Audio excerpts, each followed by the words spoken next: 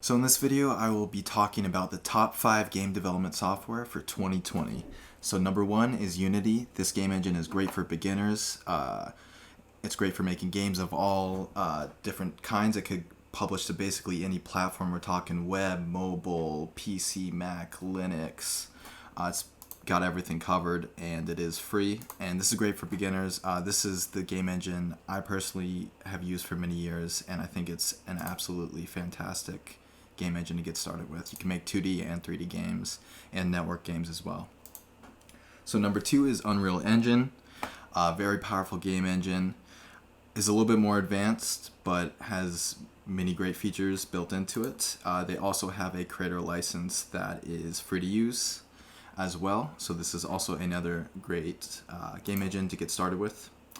Number 3 is Game Maker Studio 2 by Yo-Yo Games. This is a 2D game making platform. It is user-friendly, very easy to use, and they also offer a free trial for this for 30 days, and then they do have a creator license at $39.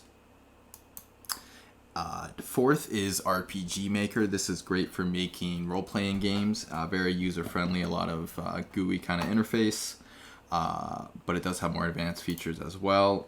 For one of the latest versions, it is going to cost you about $80 for one of the latest versions, although you can get an older version for about $20. But this is good if you want to make 2D RPG extensive kind of games. And there is a whole community built around this as well.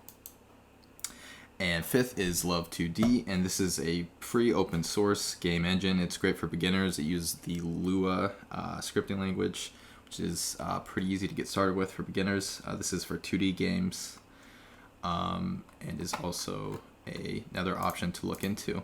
Now, the good thing about tools that are more popular, such as these, is there's a lot of tutorials and documentation on how to use this, and a lot of times, like for example with Unity, there's a whole asset store where you can download assets for free or for paid assets as well that can help you make games easier and get started easier.